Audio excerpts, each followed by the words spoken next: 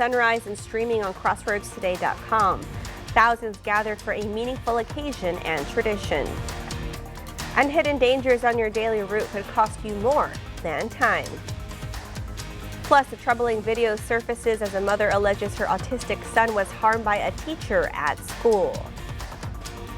And yesterday, I hope y'all enjoyed the weather for your Veterans Day, because for the rest of this week, South Texas is doing what it does best. That's right, we're heating up back to the low, mid, and even upper 80s. All that in the weather coming up. And Goliad Volleyball looks to head back to the state semifinals this Saturday. We'll find out if they did later on in sports. You're watching 25 News Now Sunrise. Good morning, Crossroads. Hope you're enjoying your warm Wednesday morning. That's right, warmer. And Parker and I were just debating whether or not this is good pool weather. You know, I'm going to say no, actually, because after the front that just came by on Sunday, I guarantee you, if you have a pool at home, the water temperature has quickly declined. It's probably a bit chilly right now. Along with our chilly temperatures out there this morning, starting out the day, definitely not as cold as it was yesterday, but a little cool, 50 flat, and that's out in Victoria County. And the city, temperatures are running about 2 to 3, maybe 4 degrees warmer. You can see that on our 25 News Snap ticker. 54 degrees right out the side of the station, right here in Navarro. But the dew point matching that temperature of 50, bringing us 100% humidity. I don't want y'all to worry about fog. In fact, if you look real closely, you can maybe see just a very tiny little bit of it. We're talking very light fog, so I don't want y'all to worry about that this morning. If anything, worry about the temperatures. It is a little cool, so maybe grab a light jacket. Low and mid 50 for all of us, except for northern counties, upper 40s, and also except for the coast. Y'all are warmer, right next to that warm Gulf water. But we're still technically cooling because of our clear skies out there, allowing for radiational cooling to take place. But with the clear skies out there, something I really hope y'all noticed last night is this. This is the Northern Lights, y'all, the Aurora Borealis. This was a viewer photo sent in from Clinton Kemp right here in northern Victoria County, right off J2 Ranch Road. And I want to let y'all know, we're probably not going to see that again tonight because the viewing weather is going to be all the way up in the northern states. But if you go out there between 8 to 10 p.m., use a long exposure setting, you might maybe see it. But if you're sending your kiddos out the door this morning, packing those sunglasses, it'll be sunny and warm again. Those details next. Tuesday's Veterans Day parade took over downtown Victoria with 71 parade entries and over 3,000 people in attendance, including several members of our 25 News Now team, including Parker, myself, Don Brubaker, and Mac Perez. Veterans proudly carrying U.S. flags led the way. But the parade wasn't just about floats. Several school bands hit the streets, filling the air with music. Afterwards, our chief meteorologist, Mac Perez, took to the stage and gave the crowd a history lesson, explaining how Veterans Day started as Armistice Day at the end of World War I. Looking for a new job or just a change of careers and you're a veteran? Well, there's a job fair that's happening today, and it could be what you're looking for.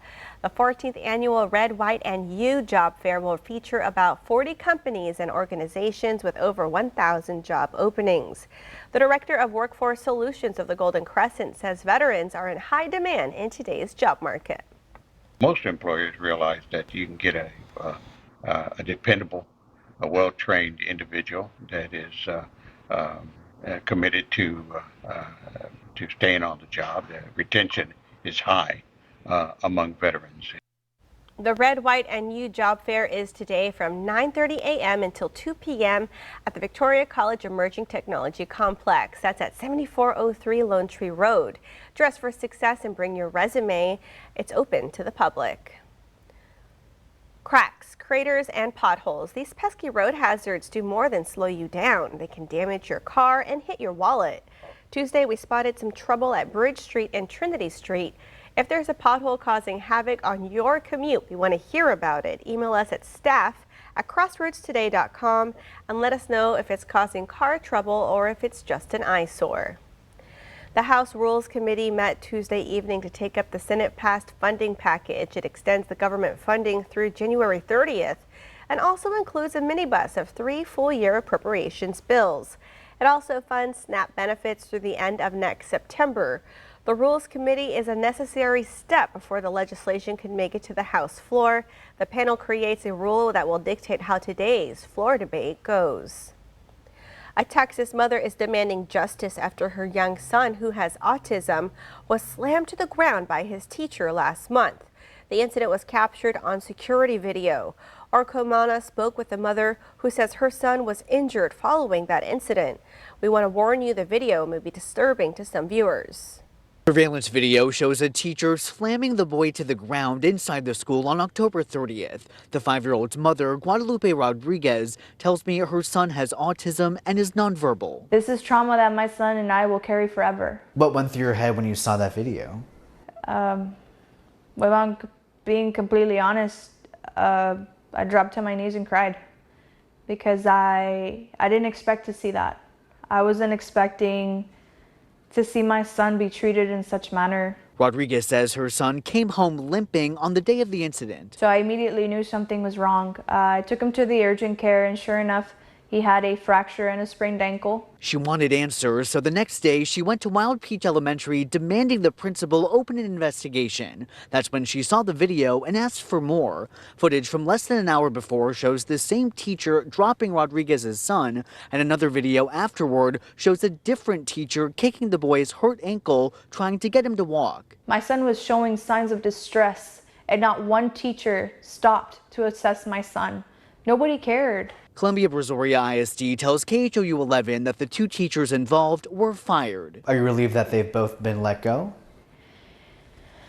Well, part of me is relieved, but I'm not satisfied with the way they're handling this at all. Neither of them are behind bars. They're still walking free. This letter from Wild Peach Elementary states that CBISD notified the Texas Education Agency about what happened and that the school district's police department reported the incident to the Brazoria County District Attorney's Office. The Supreme Court is not forcing the president to fully fund SNAP during the government shutdown. Tuesday night's ruling extends a freeze on an earlier ruling requiring the Trump administration to fully fund the food program in November. The decision means until the government shutdown ends, the SNAP program will be about 65% funded. For more local news, weather, and sports, come to crossroadstoday.com. It's now 6:37 on our Wednesday morning. Here's a look at what's coming up next on 25 News Now Sunrise. A ceremony brought families together to honor the past. House lawmakers are scrambling back to Washington to vote on a bill and reopen the government. I'm Nicole D'Antonio in Washington with the details and what this could mean for millions of Americans. And also coming up next after the break and the short-term forecast, you heard me say today it's going to be starting to slowly start warming up for the rest of this week. So coming up next, I'll tell you just how warm it'll be near you.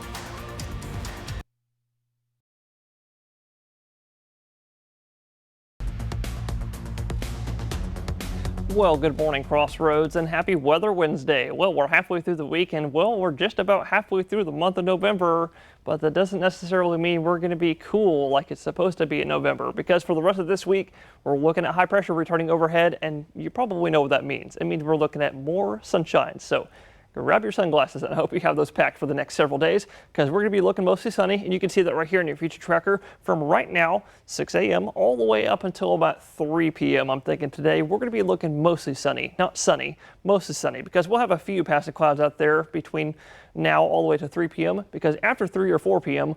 we're going to be looking pretty clear. You can see right here, 6 p.m. right around sunset, we'll be looking pretty clear for the rest of the evening up until the overnight, because sometime around midnight and for the rest of tomorrow morning, we'll pick up a little bit more cloud cover and also a little bit of patchy fog in the morning time. So please stay safe if you're going to be driving in that tomorrow morning. And then you can see for the rest of tomorrow, Thursday, well, we'll still be looking mostly sunny with a little bit of cloud cover and also a 10% 1-0 rain chance. Today, however, it's going to be 0%. So I think you'd be pretty lucky to be seeing that, because that beaming sun today heating us up to 83 in Victoria. That's 8 degrees above where we're supposed to be. And lows tonight under the mostly clear skies, 60. That's also 8 degrees above where we're supposed to be.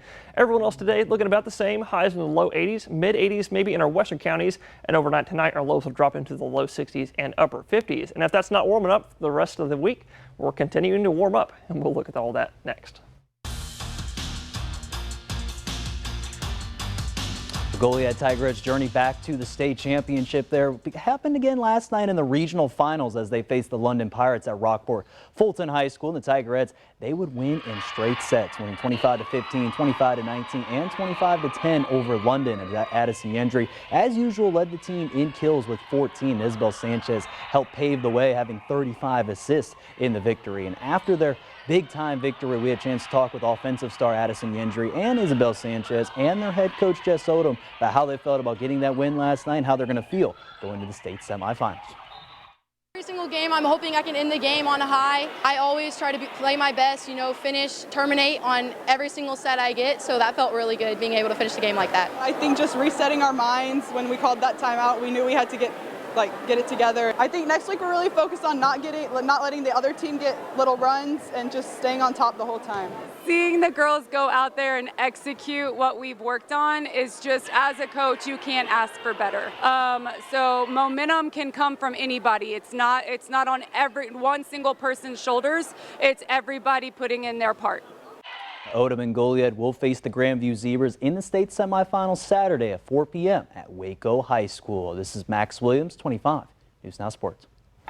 We invite you to experience our digital streaming service, Crossroads Today Plus. You can stream our daily newscast and much more using your connected TV. Just search for Crossroads Today Plus.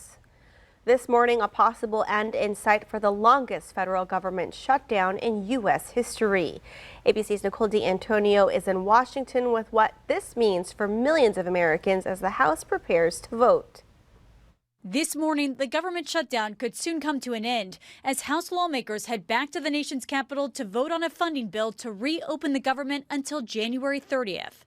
President Trump saying he's hopeful the bill will pass. The House is going to vote, and I think they're going to vote positively. I think most people want to see it opened. The bill as amended is passed. The vote comes after the Senate passed the bill Monday night. 8 senators who caucus with Democrats broke with their party to support it, despite no inclusion of Democrats' key demand to extend Obamacare subsidies to prevent insurance premiums from doubling for millions. All attempts by House Democrats to amend the government funding bill early this morning failed along party lines.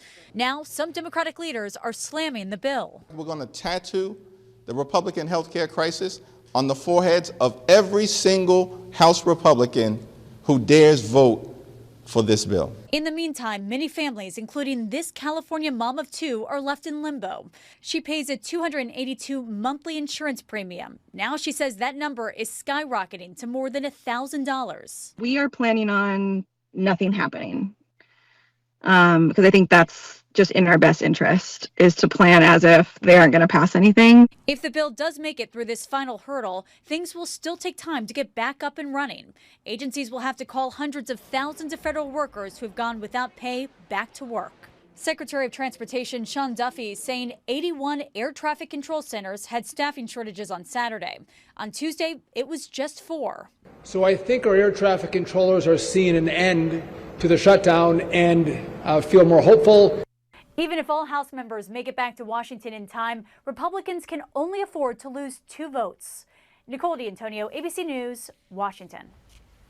Tuesday evening, Victoria families paid their respects to veterans both living and fallen at the flag retirement ceremony. Each flag retired Tuesday represented a veteran as families took worn and torn flags out of commission and paid respects as the Warriors Weekend Field of Honor group decommissioned flags properly and respectfully, burning the flags and burying the ashes. It's very emotional, when you retire a flag that has flown with honor, especially all the ones that we retired this evening have flown with honor and in honor of a veteran. We had 100 this evening that we retired, and every year we get more and more because people just love doing it. The event featured a performance of the national anthem, the official songs for each military branch, a keynote speaker, and ended with the playing of taps. As for the flags flying this last month at the Field of Honor, flag sponsors can start picking them up today. Field of Honor organizers are also looking for volunteers to help take down the flags, and those interested can stop at the Field of Honor from noon to 7 p.m. today and Thursday. If you see news happening, let us know. Call us at the number on your screen or email us at staff@crossroadstoday.com. It's now 6:45 on our Wednesday morning, still to come on Sunrise. You'll learn about an upcoming ball honoring those who have served our nation. Okay, it's time to celebrate some birthdays.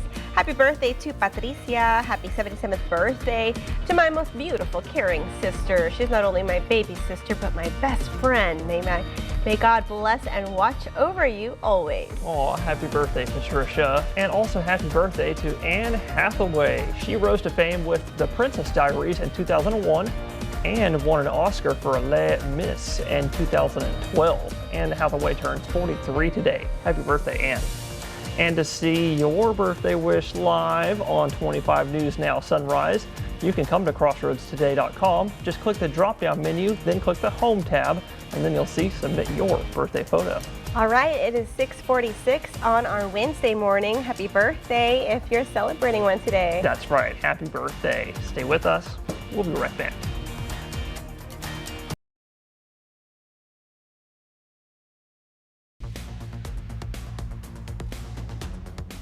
Well, good morning, Crossroads. I'm sure a lot of y'all saw the 7-day forecast a few moments ago, and you probably saw what I was talking about, how for the rest of this week, and I guess next week for that matter, we're back to the September weather with it not feeling like November, that's for sure. Highs will be back in the mid, maybe even upper 80s for some later this week. And going all the way into next week, low temperatures will also be back in the warmer 60s, but still a little bit cool being in the low and mid 60s. Now, that's somewhat good news for some of us. I know a lot of y'all like the warmer weather. A lot of us don't like the cold weather, but some of us like the cold weather. So bad news for y'all. And more bad news for a lot of us. It's our rain chances. We're still not looking the greatest in that category. We're slim to none actually for the next few days. 10% for Thursday, Friday, and Saturday, jumping up to 20% for spotty showers on Sunday, Monday, and Tuesday of going into next week, and then even further up to 30 and 40% for next Wednesday and Thursday when another frontal system comes in. And we'll look at that after this because before that gets here, we are still dangerously dry out there, y'all. You can see the drought monitor still showing northern counties under that level 4 out of 5 extreme drought. Everyone else is under the moderate to severe category at level 2 and 3 out of 5.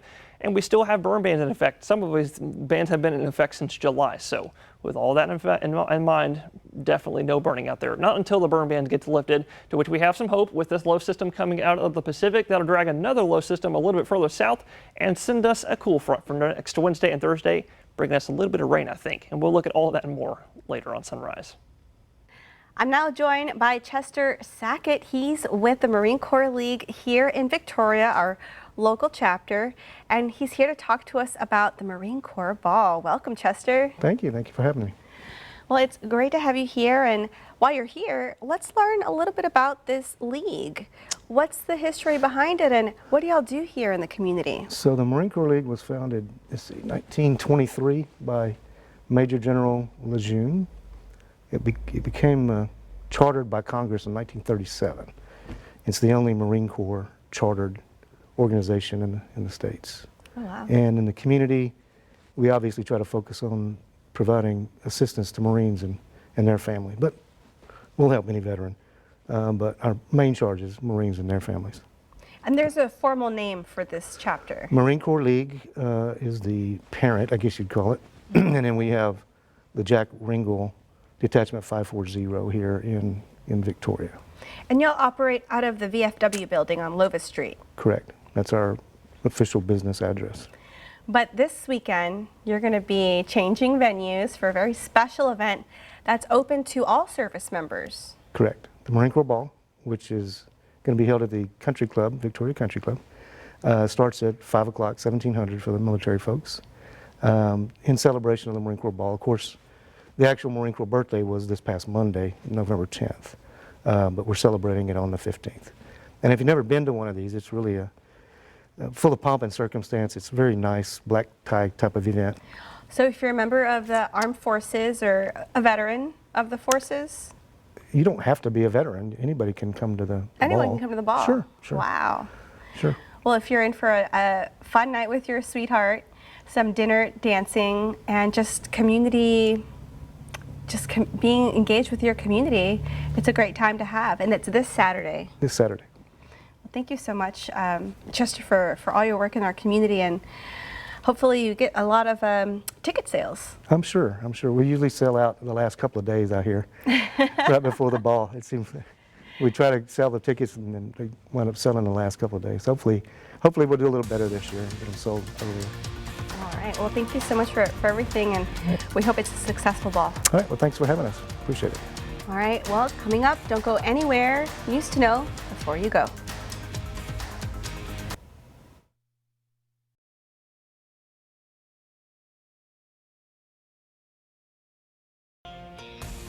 President Donald Trump is defending the United States' need for skilled foreign workers. On Tuesday, the president said the U.S. does not have enough talented workers to fill jobs domestically.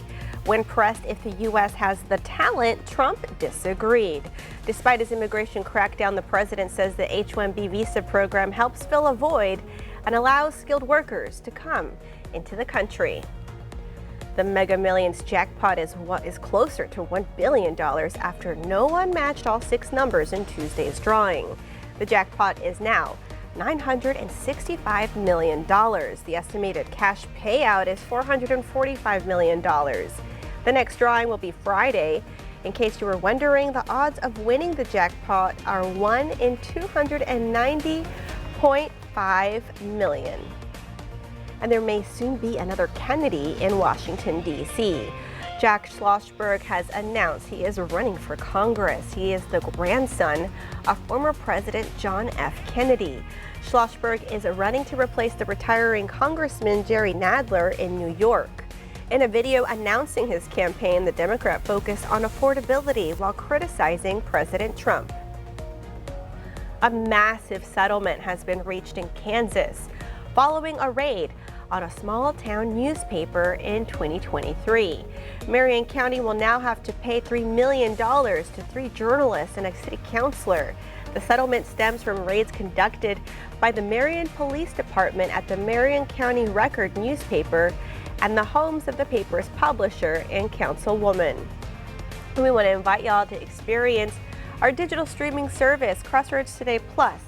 You can find it on your connected TV through Amazon Fire TV, Roku, Apple TV, Android TV. Just search for Crossroads Today Plus. And now let's get a final look at your forecast with Parker. Parker, how's that sunrise? It's looking beautiful this time, Carolina. In fact, don't believe me, look at your screen, y'all. We got all kinds of colors out there this morning with the sun coming up. But with that beaming sun coming up, I want to let y'all know, y'all probably already know what I'm about to say. It's gonna warm up today, and we'll look at those temperatures here in just a second, because this morning starting out at a not too bad upper 40s, also low 50s. 49 is being reported out in Victoria County, where it's a little bit more rural and grassy, a little bit further away from the meadow. That would cause us to heat up a little bit more. In fact, you can see in the city, temperatures are running about 5 degrees warmer than that. 54 degrees being reported right here on our ticker. That's coming off of the thermometer, which is right outside our station right here on Navarro. But you can see everyone else looking about the same this morning. Upper 40s, a couple low and mid 50s out there. And of course, for our friends down on the coast, I'm talking about you, Port Lavaca, Palacios, Seadrift, Sargent, Matagorda, everyone down on the coast. Y'all are warmer, of course, because you're right next to that warm Gulf water.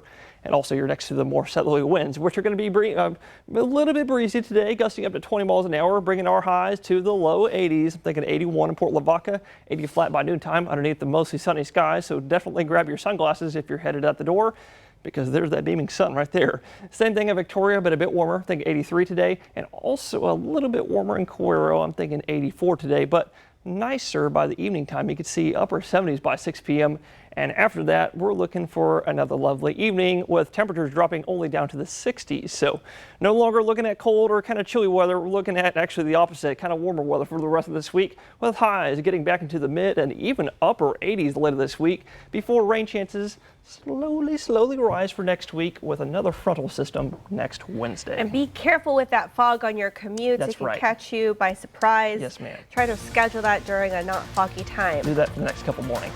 And thank y'all for being with us this morning. Join Shauna, Don, Maclovia, and Max tonight for 25 News Now at 5 and 10.